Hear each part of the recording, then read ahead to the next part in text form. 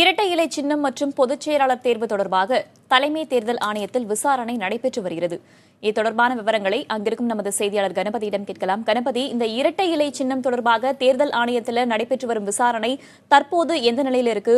OPS அணி சார்பிலையும் சசிகலா அணி சார்பிலையும் தற்போது என்ன மாதிரியான வாதங்களை அவர்கள் முன்வைத்து வருகிறார்கள்?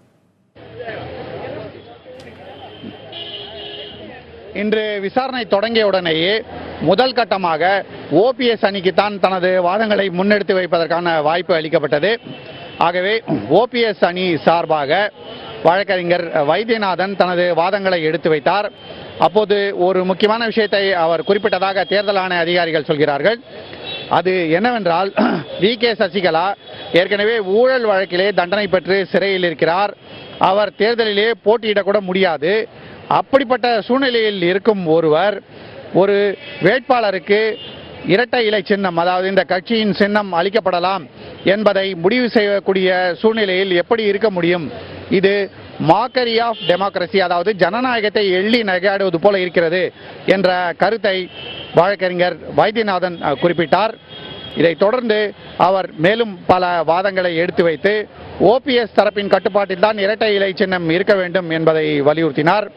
குறிப்பாக இந்த விஷயத்திலே கட்சியை சேர்ந்த பல்வேறு உறுப்பினர்கள் ஆயிரக்கணக்கானோர் தங்கள் ஒவ்வொரு வட்டத்திலிருந்தும் ஒவ்வொரு மாவட்டத்திலிருந்தும் தங்களுடைய ஆதரவு பிரமாண பத்திரங்களை அனுப்பி கொண்டிருக்கிறார்கள். அப்படி அனுப்பப்பட்டிருக்கும் பிரமாண பத்திரங்கள் தேர்தல் ஆணையத்திடம் சமர்ப்பிக்கப்பட்டிருக்கின்றன. கிட்டத்தட்ட 6000 பிரமாண பத்திரங்கள் மூலமாக 43,000 லட்சம் பேர் அதிமுகவின் இரட்டை இலை சின்னம் ஓபிஎஸ் அணியிடம்தான் இருக்க வேண்டும், ஓபிஎஸ் அணிதான் அதிமுகவுக்கு தலைமை ஏற்க வேண்டும் என்று தங்களுக்கு ஆதரவு அளித்திருப்பதாக குறிப்பிடப்பட்டிருக்கிறது. இதை தவிர அடுத்த கட்டமாக மேலும் இது போன்ற பிரமாண பத்திரங்கள் வந்து கொண்டிருக்கின்றன. அதையும் தேர்தல் ஆணையத்திலே கொடுப்போம். இந்த மொத்த அதிமுக உறுப்பினர்களின் எண்ணிக்கையிலே கிட்டத்தட்ட 60 லட்சம் பேர் எங்களுக்கு ஆதரவு தெரிவிப்பதற்காக பிரமாண பத்திரங்கள் மூலமாக தகவல் வந்து கொண்டிருக்கின்றன என்பதை தெரிவித்திருக்கிறார்.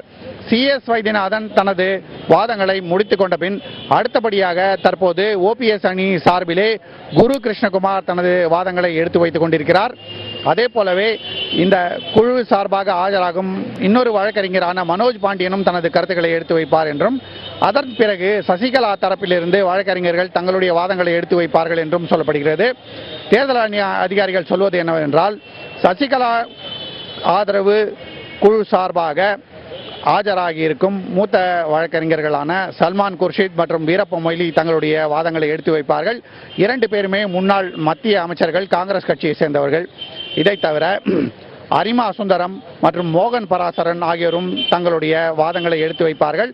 ஆகவே மிக நீளமான வாதங்கள் இன்று தேர்தல் ஆணையத்தின் முன் அரங்கேறுவதற்கான வாய்ப்பு இருக்கிறது.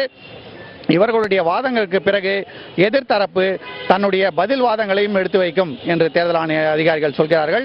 ஆகவே மிக நீளமான விசாரணை இன்று நடைபெறும் என்று அவர்கள் எதிர்பார்க்கிறார்கள்.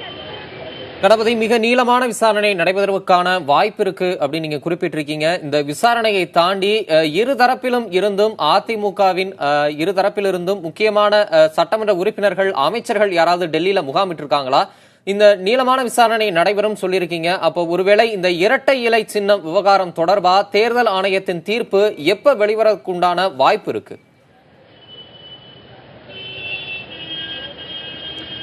நிச்சயமாக சசிகலா ஆதரவு குழுவின் சார்பாக துணை சபாநாயகரான தம்பிதுரையே இங்கே தேர்தல் ஆணைய வளாகத்திலே அவருடைய வழக்கறிஞர்களுக்கு ஆதரவு தெரிவித்து இங்கேயே இப்போது இருக்கிறார். அதாவது இன்று வழக்கறிஞர்கள் தங்களுடைய வாதங்களை எடுத்து வைக்கிறார்கள் என்றாலும் ஆதரவு நாடாளுமன்ற உறுப்பினர் போன்றோரும் அங்கே குழுமி இருக்கிறார்கள், விசாரணை நடக்கும் இடத்திலே இருக்கிறார்கள். அதிலே துணை சபாநாயகர் தம்பிதுரையை தவிர அதிமுகவின் மாநிலங்களவை குழு தலைவரான நவநீத கிருஷ்ணனும் இருக்கிறார். பல்வேறு சட்டமன்ற உறுப்பினர்கள், அமைச்சர்கள் மற்றும் நாடாளுமன்ற உறுப்பினர்களும் அங்கே குழுமி இருக்கிறார்கள் என்று தேர்தல் ஆணைய அதிகாரிகள் தெரிவிக்கிறார்கள். அதே போலவே ஓபிஎஸ் தரப்பு சார்பாக மைத்ரேயின் தலைமையிலே அது குழுவுக்கு ஆதரவாக இருக்கும் 12 நாடாளுமன்ற உறுப்பினர்களும் இங்கே இருப்பதாக தேர்தல் ஆணைய அதிகாரிகள் தகவல் சொல்லியிருக்கிறார்கள். காலையிலே அனைவருமே இங்கே வந்து குழுமுவார்கள் என்று ஏற்கனவே எதிர்பார்க்கப்பட்டிருந்ததால் அதற்கான ஏற்பாடுகள் செய்யப்பட்டிருந்தன. யாரெல்லாம் வருவதற்கு அனுமதி உண்டு என்பதை பரிசீலனை செய்து அதன் பிறகே பாதுகாப்பு அதிகாரிகள் தேர்தல் ஆணையத்தில் அவர்களை நுழைய அனுமதித்தார்கள். மற்றவர்களுக்கு அனுமதி மறுக்கப்பட்டது. இப்படி ஒரு பரபரப்பான சூழ்நிலையில் தான் தற்போது விசாரணை நடந்து கொண்டிருக்கிறது. கணபதி, கடந்த 15ஆம் தேதி OPS தலைமை தேர்தல் ஆணையர் நசீம் சைதியை சந்திக்கும் போது இரட்டை இலை சின்னம் தங்களுக்கே சொந்தம் என்று சொல்லியிருந்தார். இது ஒரு புறம் இருக்க, சசிகலா அதிமுகவின் பொதுச் செயலாளராக நியமனம் செய்யப்பட்டது செல்லாது என்பது குறித்தும் சொல்லியிருந்தார். அது தொடர்பான விசாரணை இன்றைக்கு எந்த அளவில் இருக்கிறது? அது தொடர்பான விவரங்கள். இது ஒரு மிகவும் முக்கியமான விஷயமாக கருதப்படுகிறது. தேர்தல் ஆணைய அதிகாரிகளை நாம் தொடர்பு கொண்டு பேசிய போது அவர்கள் தெரிவித்த தகவல் என்றால், இன்றைய விசாரணை இரட்டை இலை சின்னத்தை கட்டுப்படுத்தும் அதிகாரம் 2 பக்கங்களிலிருந்து யாருக்கு உள்ளது என்பதை தீர்மானிப்பதற்காக மட்டுமே இருக்கும். மற்றபடி ஏற்கனவே வி.கே. சசிகலா இடைக்கால பொதுச் செயலாளராக நியமிக்கப்பட்டது செல்லாது என்று சொன்னது, அது தொடர்பான மற்ற விஷயங்கள் அனைத்தும் பின்னர் பரிசீலனை செய்யப்படும் என்று சொல்லப்பட்டிருக்கிறது. ஏனென்றால் இன்றைக்கு இந்த இரட்டை இலை சின்னம் பற்றிய முடிவை எடுத்தாக வேண்டும். அப்படி எடுத்தால்தான் நாளை வேட்புமனு தாக்கல் செய்வதற்கான இறுதி நாளன்று யார் வேட்புமனு தாக்கல் செய்வது, யார் இந்த சின்னத்தை உபயோகிக்க முடியும் போன்ற பல்வேறு விஷயங்களை முடிவு செய்வதற்கான வாய்ப்பு இருக்கிறது. ஆகவே தான் இந்த விஷயத்தை விரைவாக முடிவு செய்ய வேண்டும் என்ற 2 பக்கங்களும் வலியுறுத்தி இருக்கின்றன.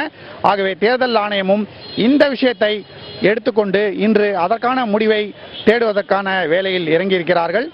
அதே சமயத்திலே மற்ற விஷயங்களுக்காக பின்னர் விசாரணை தேவைப்பட்டால் தொடரலாம் என்றும் அவர்கள் சொல்கிறார்கள். ஆனால் முக்கியமாக கவனிக்கப்பட வேண்டிய விஷயம் என்னவென்றால், இரண்டுமே ஒரு வகையிலே தனித்தனியாக பிரிக்க முடியாத அளவுக்கு கலந்திருக்கிறது. ஆகவே ஒரு விஷயம் பற்றி வாதிடும் போது அதிலே மற்றொரு விஷயமும் பிரதிபலிக்கத்தான் செய்யும் என்றும் வழக்கறிஞர்கள் சொல்கிறார்கள். ஆகவே மிகவும் சுவாரஸ்யமான பல்வேறு வாதங்களை நாம் இன்றைய பொழுதிலே எதிர்பார்க்கலாம்.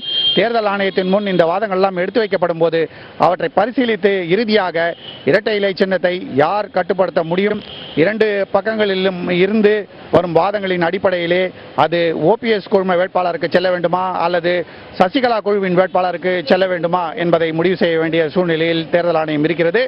அப்படி எதுவும் முடிவு செய்ய முடியவில்லை என்ற சூழ்நிலை ஏற்பட்டால் 2 பேருமே அந்த சின்னத்தை உபயோகிக்க முடியாது என்று சொல்லக்கூடிய ஒரு வாய்ப்பும் இருக்கிறது.